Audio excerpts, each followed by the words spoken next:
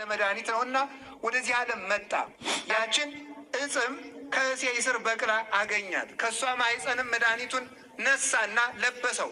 ያንን ለበሽተኛው አዳምና ለልጆቹ አመመ፣ ሰጣቸው። ከዚያ በኋላ እስከ ዘላለሙም ድረስ ደዌያችንን ነቀለ።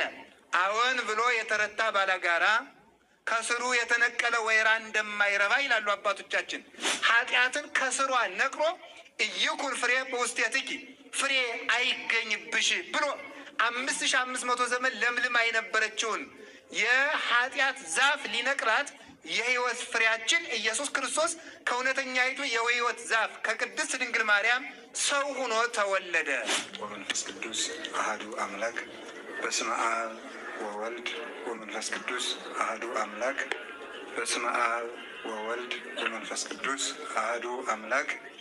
በባህሪው ሞት በመንግስቱ ሽረት የሌለበት ቅድመ ዓለም የነበረ ዓለምን የፈጠረ ዓለምን አሳልፎ የሚኖር ሕያው አምላካችን እግዚአብሔር ስሙ የተመሰገነ ይሁን። እግዚአብሔርን የወለደችልን እናታችን ቅድስት ድንግል ማርያም ወላዲተ አምላክ ቅዱስ መስቀሉ፣ መላእክት፣ ነቢያት፣ ሐዋርያት፣ ሰማዕታት፣ ደናግል፣ መነኮሳት የሁሉም ቅዱሳን በረከታቸው ይደርብን።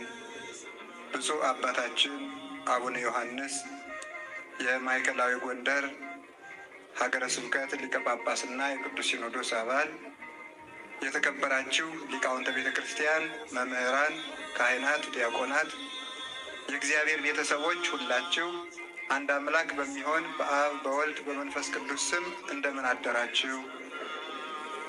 እንደምን ሰነበታችሁ? እንደምን ቆያችሁ? በሀብት ስቦ በረድኤት አቅርቦ እስከዚች ሰዓት ያቆየን የአባቶቻችን አምላክ ቅዱስ እግዚአብሔር ስሙ ይክበር ይመስገን። እንኳን ለጌታችን ለመድኃኒታችን ለኢየሱስ ክርስቶስ የልደት በዓል ሁላችሁንም አደረሳችሁ።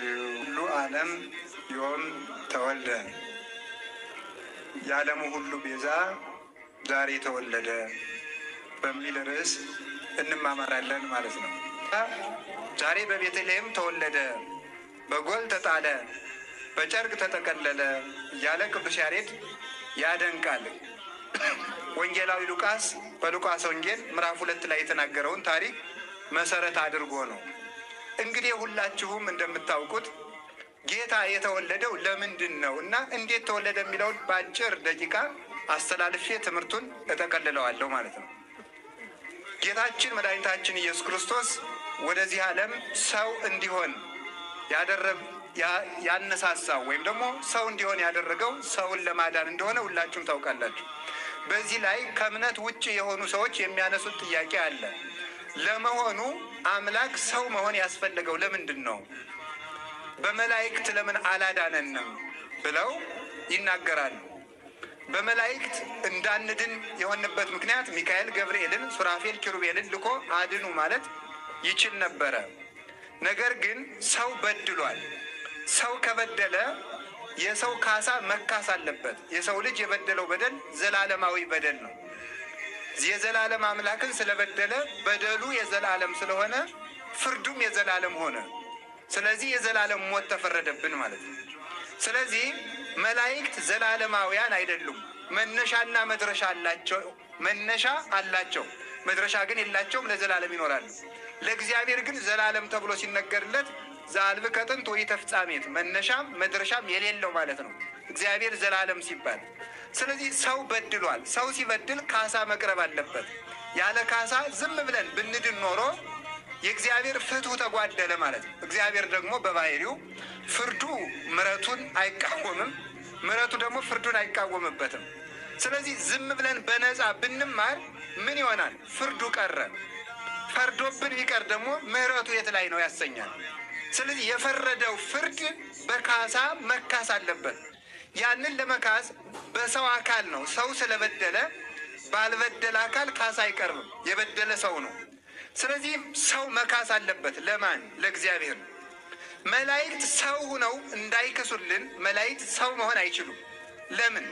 ፍጥረት የተሰጠውን ፍጥረት ይዞ ይኖራል እንጂ ተፈጥሮውን የመለወጥ ስልጣን አልተሰጠውም። ለምሳሌ ዛፍ ሆኖ ነው መኖር የሚችለው።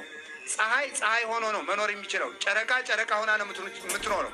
ዛፍ ወደ ኮከብ፣ ኮከብ ወደ ጨረቃ፣ ጨረቃ ወደ ፀሐይ አይለወጥም። ነምር ጅብ አይሆንም፣ ጅብ ነምር አይሆንም። የተሰጠውን ተፈጥሮ ነው ይዞ የሚኖረው። ስለዚህ መላእክት ሰው እንዳይሆኑ መላእክት ሰው መሆን አይችሉም። መልአክ መሆን ብቻ ነው የተፈቀደላቸው። ከዚያ እሺ መላእክት ይሄን ማድረግ ካልቻሉ ለምንድን ነው ሰው ያላዳነን? ደጋግ ሰዎች ለምን አላዳኑንም ስትሉ እንግዲህ እንኳንስ በጽድቅ መስመር በዓለም ሕግ እንኳን ወንጀለኛ ለወንጀለኛ ዋስ ሆኖ አያስፈታም። ራሱ ወንጀል ያለበት ሰው ለሌላ ወንጀለኛ ዋስ ሊሆን አይቻለውም። እሱ ራሱ በዚያ ወንጀሉ ሊታሰር ስለሚችል በእኛ ደግሞ ምን ሆነ? ከአዳም ጀምሮ እስከ ሙሴ ኩነኔ ኃጢአት ማህዱ ብሲ ወፂያ ሁሉ ተቀስፈ ባቲ። ልክ በትር ወይም ጨንገር ከአንድ ዛፍ ተቆርጦ ብዙ ከብት፣ ብዙ ፍየል፣ ብዙ በሬ እንደሚነዳበት የኃጢአት ጨንገር ከአንድ ከአባታችን ከአዳም በቀለችና የበደሉትም ያልበደሉትም የሰው ልጆች ሁሉ በመርገም ተያዙ። የሚሰሩት ጽድቅ ሁሉ አቅመቢስ ሆነ ማለት ነው። ስብ አጤሱ፣ ደም አፈሰሱ፣ መስዋዕት ሰዉ፣ ጽድቅን ሁሉ አደረጉ። ነገር ግን ወኮነ ጽድቅነ ከመ ጸርቀ ትክቶ እንዳሉ ጽድቃችን እንደ መርገም ጨርቅ ሆነ። ለምን? ያቺ የመርገም በትር ትደበድባቸው ትመታቸው ነበረ። ስለዚህ የሰው ልጆች ደጋግ ቅዱሳን አብርሃም፣ ይስሐቅ፣ ያዕቆብ፣ ሌሎችም ነቢያት ቅዱሳን ሁሉ አበው የሰው ልጅ ማዳን አልተቻላቸውም። ለምን አልተቻላቸውም? እነሱ በግል ስራቸው ምንም እንኳን ጻድቃን ቢሆኑ በአባታቸው በአዳም በእናታቸው በሔዋን ምክንያት በመርገም ማሰሪያ ተይዘው ስለነበረ ነው። በመርገም ብትር ተደብድበው ተመተው ስለነበረ ነው። ከዚህ የተነሳ የሚያድን ጠፋ። አሁን መልአክ እንዳያድነን መልአክ ሰው መሆን አይችልም። ሰው እንዳያድነን ሰው ራሱ ማንኛውም ሰው ኩሉ አረየ ወህቡረ አለወ ተብሎ እንደተነገረ ሁሉም በአዳም መርገም ተይዞ ከመርገም በታች ሆኖ ተፍገምግሞ ሲኦል የሚወርድ ሆኗል። ከዚህ የተነሳ አሁን የሚያድነን ጠፋ። ቅዱስ ዳዊት ይህን እንዲህ ብሎ ይናገራል። አንሳይኩ አዕይንቴ እመንገለ አድባር እማይቴ ይምጻ ረድኤቴ። ዓይኖቼን ወደ ተራራ አነሳው ረድኤቴ ከወዴት ይምጣ ይላል። ዓይኖቼን ወደ ተራራ ያላቸው ተራሮች ያላቸው ተራራ ከሜዳ በላይ ከፍ ያለ እንደሆነ ከሌላው ሕዝብ በቅድስና ከፍ ያሉ ነቢያት ናቸው። ዓይኖቼን ወደ ተራራ አነሳው ማለት አብርሃም፣ ይስሐቅ፣ ያዕቆብ ሌሎችን ነቢያትም ያድኑኛል ብዬ ተስፋ አደረግኳቸው ማለቱ ነው። እማይቴ ይምጻ ረድኤቴ፣ ረድኤቴ ከወዴት ይምጣልኝ ማን ያድነኝ ብሎ ይጠይቅና እነሱ ሊያድኑኝ አልቻሉ ማለቱ ነው። እንኪ ማን ያድነኛል ሲለውን ነቢይ ይጠይቃል፣ መንፈስ ቅዱስ ይመልሳል። መንፈስ ቅዱስ ምን ብሎ መለሰለት? በዳዊት ልብ አድሮ ረድኤቴ የሰማ በእግዚአብሔር ዘገብረ ሰማይ ወምድረ። ረድኤተ ሥጋ ረድኤተ ነፍስን የሚሰጠኝ ሰማይና ምድርን የፈጠረ እግዚአብሔር ብቻ ነው ብሎ ተናገረ። እግዚአብሔር ብቻ ይሄን ማድረግ ስለሚችል እግዚአብሔር ሰው መሆን አስፈለገው ማለት ነው። ሰው መሆን አስፈለገው። ልብ ብላችሁ ስሙ። እግዚአብሔር መልአክ ሰው መሆን አይችልም። ነገር ለመደጋገም አይደለም፣ እንዲገባን ነው። ይህንም ደግሞ መልአክ ሰው መሆን አይችልም። እግዚአብሔር ግን ሁሉን ስለሚችል ሰው መሆንም ቻለ ማለት ነው። ሁሉን ስለሚችል ሰው መሆንም አልተሳነውም። መልአክ ሰው መሆን አይቻለውም። እግዚአብሔር ግን ሰው መሆን አይሳነውም። ሰው መሆን ስላልተሳነው ሰው መሆንም ተቻለው ማለት ነው። ክርስቶስ ሰው መሆኑ ከጌትነቱ የሚያሳንሰው ሳይሆን ሁሉን ቻይነቱን የሚያስረግጥለት ነው። ፍጥረት የተሰጠውን ይዞ ይኖራል እንጂ ሌላ መሆን አይችልም። እሱ ግን ሳይለወጥ ሁሉን መሆን ይችላል። ስለሚችልም ሰው መሆንም ተቻለው ማለት ነው። አንዳንድ ጊዜ ከቤተ ክርስቲያን ውጭ የሆኑ ሰዎች ያደናግሩናል። እንዴት አምላክ ሊራብ ይችላል? እንዴት አምላክ ሊጠማ ይችላል? እንዴት አምላክ ሰው ይሆናል? እንዴት ይራባል? እንዴት ይጠማል? እንዴት ይደክማል?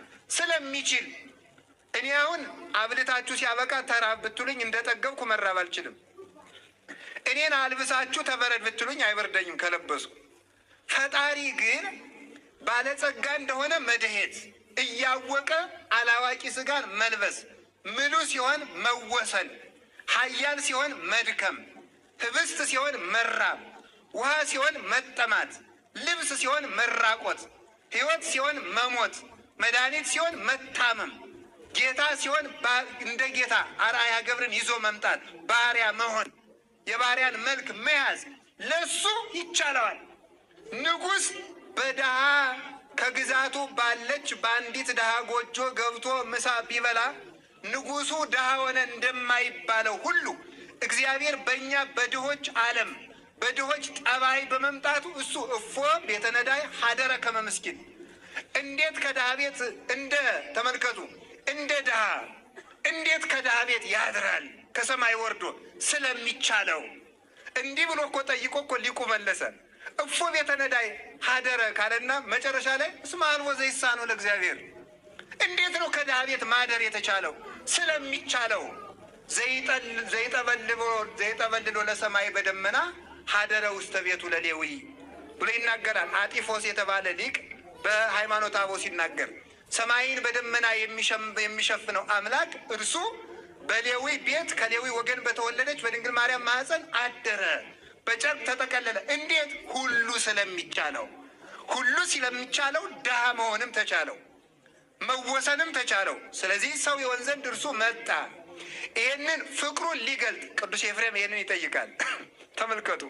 አንሶሶ ውስተ ዓለም ይላል።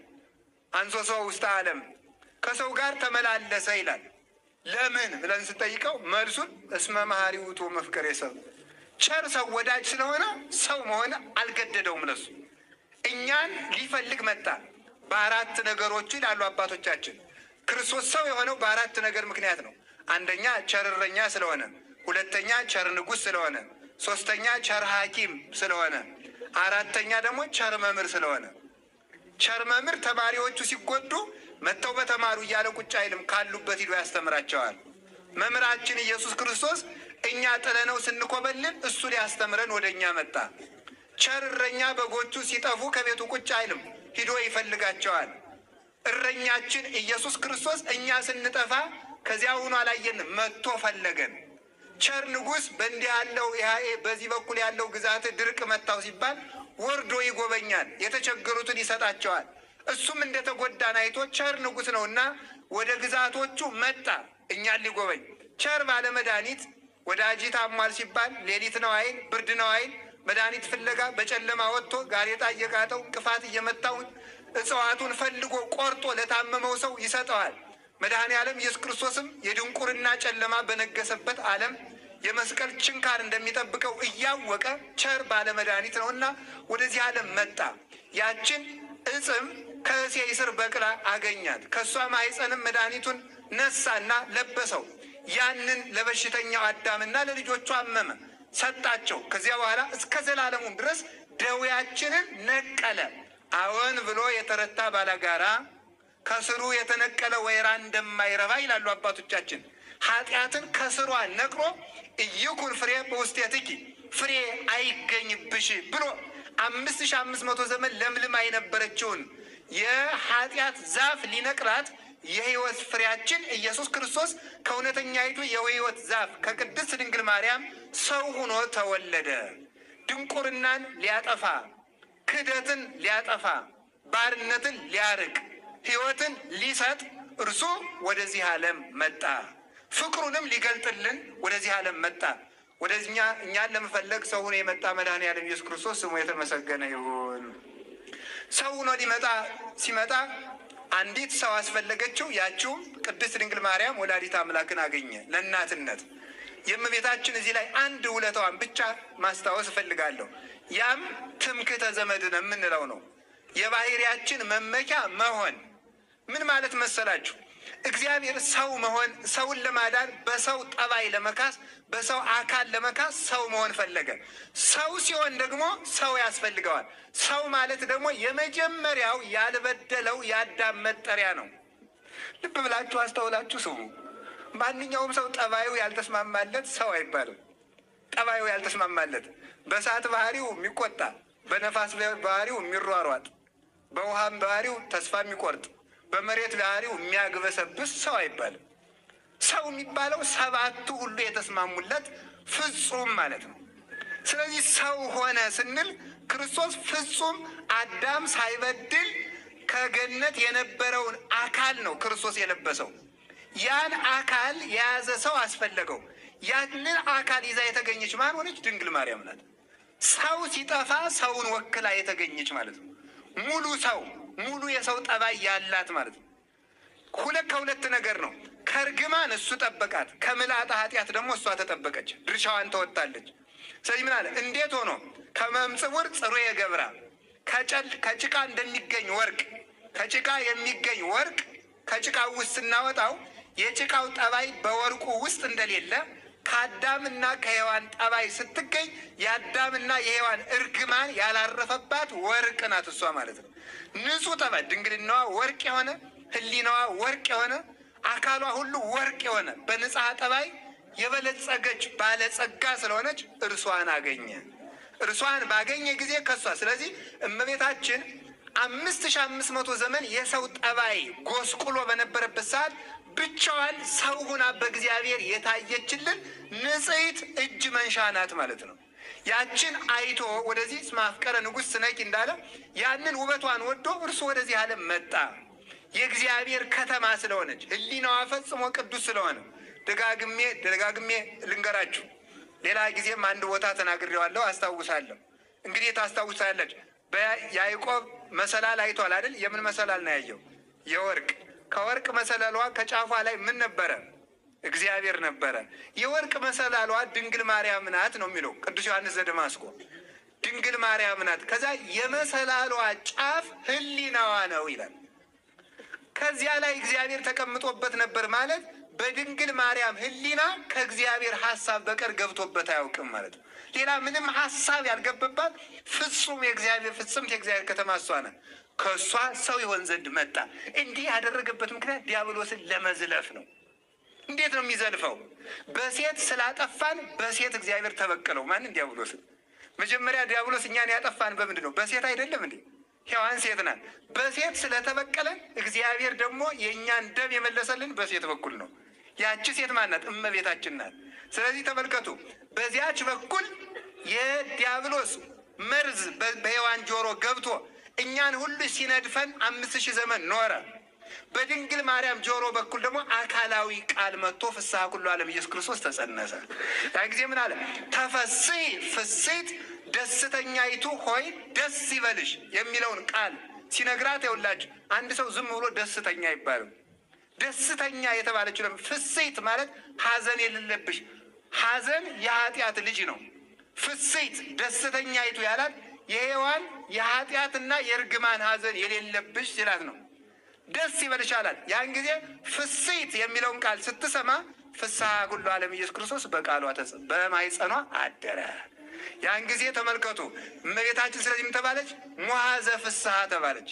የሔዋን ሐዘኗ ከእመቤታችን ማኅፀን ጀምሮ መራቅ ጀመረ። ከዚያ ጌታችን ኢየሱስ ክርስቶስ አካላዊ ቃል ከስጋዋ ስጋ ከነፍሷ ነፍስ ነስቶ በማኅፀኗ የዕለት ጽንስ ሆኖ ተቀረጸ። እንዛሃሎ በመዝራዕተ እሙ ለሊሁ ይጽያን ዲበ ኪሩቤል ወይ ሰርር በክነፈ ነፋስ ይላል ሊቁ። በእናቱ ማኅፀን እያለ እሱ በአባቱ እቅፍ ነበረ፣ በአባቱ ቀኝ ነበረ። ተመልከቱ፣ እንዛሃሎ ውስተ ከርሰ እሙ ለሊሁ ይመልእ ሰማየ ወምድረ ቅዱስ ቄርሎስ። በእናቱ ማኅፀን እያለ በሰማይና በምድር በአየራት በእመቃት በቀላያት ሁሉ መልቶ ነበረ። እሱ አልወሰነው። ከዚህ የተነሳ መጻሕፍት ይህን ይዘው ምን ይሉታል? እሱን ክንድ ይሉታል። ክንድ ከትከሻ ሳይነጠል የወደቀን እንደሚያነሳ ጌታችን ኢየሱስ ክርስቶስም የአብ ክንድ ነውና እንዘ ያርቅም መንበረ ስብሐቲሁ ያሉት ቅዱም ሊቃውንቱ ከመንበረ ክብሩ ሳይነጠል ሳይጎድል ከአባቱ ሳይለይ። አሁን እኔ እዚች የወደቀ ነገር ባነሳ እጄ ከትከሻዬ እንደማይነጠል እርሱም ከአባቱ ሳይለይ ከድንግል ማርያም ማኅፀን ሰው ሆነ። ልክ እንደ ቃል በልባችን እያለ በወረቀት ላይ ስንጽፈው ከልባችን እንደማይጠፋው ሁሉ ከአብ ልብነት ሳይለይ እውነተኛይቱን መጽሐፍ ሕትምት በምትባል በእውነተኛይቱ ታቦት በቅድስት ድንግል ማርያም የሕይወት ቃል አካላዊ ቃል ኢየሱስ ክርስቶስ በማኅፀኗ ተቀረጸ። የፀሐይ ብርሃን ከፀሐይ አካል ሳይለይ እኛ ላይ መጥቶ እንደሚያሞቀን ከአብ ሪና ሳይጎድል ከአባቱ ሳይነጠል እውነተኛው ብርሃን በእውነተኛይቱ ድመና በቅድስት ድንግል ማርያም ማኅፀን ተቀረጸ። ፀሐየ ጽድቅ ሰረቀ እማንቀጸ ሕዝቅኤል አብዮ ጸዳላቲሁ በደመና ቀሊል ይላል በርቱዕ ሃይማኖት የተባለ ኢትዮጵያዊ ሊቅ። እውነተኛው የጽድቅ ፀሐይ ተመልከቱ፣ ከመይዊ ዓለም በላይቡ ምን ይላል? ተመልከቱ፣ እውነተኛው የጽድቅ ፀሐይ ዓለም በእሳተ መለኮቱ እንዳይቃጠል የጸዳሉን ብርሃን ይላል ተመልከቱ፣ በፈጣኒቱ ደመና ውስጥ ሰውሮ እሱ ምን አደረገ? ከሕዝቅኤል በር ተወለደ፣ ወጣ፣ የጽድቅ ፀሐይ ወጣ ብሎ ይነገራል። ስለዚህ እንዲህ አድርጎ ጌታችን ኢየሱስ ክርስቶስ በማኅፀኗ ተቀረጸ። ሲቀረጽ ተመልከቱ፣ እሳት ከብረት ውስጥ ብረት ከእሳት ውስጥ ሲገባ፣ ብረቱ እሳት ውስጥ ሲገባ የእሳቱን ጠባይ ይዞ ብረቱ ምን ይሆናል? ቀይ ይሆናል፣ ያቃጥላል። ልክ እንደዚህ ቃል በእመቤታችን ማኅፀን ሲያድር ከእሷ የነሳውን ሥጋ አምላክ አድርጎታል፣ ጌታ አድርጎታል። ተመልከቱ፣ አንገሶ ለሥጋሁ ወረሰዮ አሐደ ምስሌሁ ይላል። ከእሱ ጋር አንድ አደረገው፣ አስተካከለው። ከዚያ የሥጋ ገንዘብ ለቃል የቃል ገንዘብ ለሥጋ ሆነ። ይህ ተዋሂዶ ይባላል። ከዚህ በኋላ ተመልከቱ፣ ምሉ የሆነው ቃል በእመቤታችን ማኅፀን ሥጋን ሲለብስ ተመልከቱ፣ በሥጋ ውሱን ሆነ። ውሱን የነበረ ሥጋ ምሉ አምላክን ሲዋሃድ መላ። ምን ማለት ይመስላችኋል? ይገርማችኋል። ከድንግል ማርያም ማኅፀን የነሳው ሥጋ መለኮት ስለተዋሃደው መለኮት በዓለም የመላ ስለሆነ ጠባብ የነበረው ሥጋ በሰማይና በምድር ተገኘ። ምን ማለት ነው ይሄ? በእመቤታችን ማኅፀን የለበሰው የእመቤታችን ሥጋ ክርስቶስ የተዋሃደው ሥጋ ከመለኮት ጋር በመዋሃዱ ወዲያው የት ተገኘ ስትሉኝ፣ ከኪሩቤል ጀርባ ላይ ተገኘ። መቼ? መጋቢት 29 ዕለቱን ማለት ነው። ስለዚህ ሊቃውንትም ይላሉ የቃል እርገት በ40 ቀን የሥጋ እርገት መቼ ይባላል? በማኅፀን ተብሎ ይነገራል። እንግዲህ የገባችሁ ይገባችኋል፣ ያልገባችሁ ደግሞ ሌላ ቀን ትማሩታላችሁ። ደግሞ ተምራችሁ ካልገባችሁ ወይ ስትሞቱም ይገባችኋል። እንግዲህ እውነቴን ነው ማለት ይሄ ነው። ግን የቤተክርስቲያን አስተምሮ ይሄ ነው። ተዋህዶ ማለት ይሄ ነው። ተዋህዶ ማለት ይሄ ነው። ተመልከቱ፣ ሳይለያይ አንዱ የአንዱን ገንዘብ አደረገ። ጠፊ የነበረ ሥጋ ሕያው ቃል ሲዋሃደው ምን ሆነ? ሕያው ሆነ። ጠባብ የነበረው ምሉ ሆነ። ውስን የነበረው መላ። ደካማ የነበረው ሥጋ ኃያልነትን ገንዘብ አደረገ። ይህ 9 ወር ከ5 ቀን በማኅፀኗ ቆየ። ማኅፀኗን ዓለም አድርጎ እኔ እኮ ይገርመኛል እኮ ሀያውን ዓለም በእጁ ይዞ ከእመቤታችን ማኅፀን ውስጥ አለ። 20ውን ዓለም ሱራፌል በማኅፀኗ ሲያመሰግኑ ተሰማ ነበር ይላሉ ሊቃውንቱ። እሷም መንበር አድርጎ ነግሶባት ስለነበረ ሲያመሰግኑ ተሰማቸው ነበረ፣ ወደ ማኅፀኗ ዘንበል ስትል ማለት ነው። 9 ወር ከ5 ቀን ሲፈጸም ከዚህ በኋላ ምን ተደረገ? የሕዝብ ቆጠራ ወጣ። ዛሬ ታኅሳስ 29 ቀን ተመልከቱ። ወወጻት ትእዛዝ እማበ አውግስጦስ ቄሳር ይላል። ተመልከቱ፣ ከመይጻፍ ሁሉ ዓለም ሁሉ እንዲቆጠር ዛሬ ታኅሳስ 29 ቀን ምን ሆነ? አዋጅ ወጣ። በሮም ግዛት ውስጥ ነው። የዛን ጊዜ ጌታችን ኢየሱስ ክርስቶስ በተወለደ ጊዜ አይሁድ በሮም ቅኝ ግዛት ስር ነበሩ። ስለዚህ የሮም ቄሳር ስለሚያስተዳድራቸው በእኔ ግዛት ስር ያለ ሕዝብ ሁሉ እንዲቆጠር አዝዣለሁ ብሎ ትእዛዝ አወጣ። ያን ጊዜ እመቤታችንም ፈጻሚተ ፈቃድ ፈጻሚተ ሕግ ናትና የአምላክ እናት ነኝ ብላ የንጉሥ ሕግ አላከብርም አትልም። ስለዚህ ትእዛዝ ልታከብር ለተሾመ ልታከብር ልትቆጠር ወጣች። ልትቆጠር የወጣችበት ምክንያት ምንድን ነው? ለምን ነው ስትሉ፣ ልትቆጠር ባትወጣ የመውለጃዋ ሰዓት ስለደረሰ እቤት ውስጥ ልትወልደው ነው። እቤት ውስጥ ከወለደችው ደግሞ የሚቀሩብን በጣም ብዙ ነገሮች አሉ። እነሱ ልነግራችሁ ነው። አንደኛው የሚቀረው ትንቢት ነው። ሁለተኛ ዛሬ እኛ ታኅሳስ 29 ቀን ያገኘነው በጣም ትልቅ ነገር አለ። ያ ይቀርብናል። ስለዚህ ንጉሱን የሕዝብ ቆጠራ እንዲቆጠር አዋጅ በዚያ ቀን እንዲነገር፣ ወይ አስቀድሞ ቢናገር ምን ቸገረው? እስኪ ለምሳሌ ወይ ቆይቶ ቢናገርስ ምን ነበረ? ለምንድን ነው ክርስቶስ በልደት ዕለት የሕዝብ ቆጠራ እንዲናገር ንጉሱን ያነሳሳው ስትሉ፣ ለሕዝብ ቆጠራ እመቤታችን ስትወጣ የመውለጃዋ ሰዓት እንዲደርስና ቤተልሔም ላይ እንድትወልድ ነው። ስለዚህ ከዚያ የተነሳ የሕዝብ ቆጠራ ወጣ፣ እመቤታችን ሄደ። ዮሴፍ ከእመቤታችን ጋር ሊቆጠር ሄደ። ከዚያ በኋላ ተመልከቱ፣ ሊቆጠር ከሄደ በኋላ ቤተልሔም ላይ ስትደርስ የመውለጃዋ ሰዓት ደረሰ። የተፈጥሮ ግዴታ ተመልከቱ ደረሰ። 9 ወር ከ5 ቀን አላፋለሰም። ጌታ ነኝ ብሎ እኔ 10 ወር ነው የምቆይ አላለም። ወይም ደግሞ እኔ ዕለቱን ነው የምወለድ አላለም። እሱ ፈጻሚ ሕግ ነው። በአቋራጭም አልተወለደም፣ ያለ ልክም አልቆየም። አሁን እኮ እኛ ሁሉ አንዳንድ ጊዜ ዮሐንስ አፈወርቅ ምን ይላል መሰላችሁ? በቤተ ክርስቲያን የጨመረን ሰው ደፋር፣ ያጎደለን ሰው ሌባ እንለዋለን ይላል። የጨመረ ሰው ምን ይባላል? በሉ ምን ይባላል? አሁን እናንተ እኮ ድፍረታችሁ ማለቂያ የለውም። ሰዓት ስላለቀብኝ ነው ማለቂያ የሌለውን ድፍረታችሁንም አልናገርም። ስለዚህ ተመልከቱ። ደግሞ ያጎደለስ ምን ይባላል? ሌባ አትሉ? ሌባ። ስለዚህ ሌባም ደፋርም ከመሆን እግዚአብሔር ይሰውረን። ስለዚህ ክርስቶስ አንድ ነገር አላጎደለም።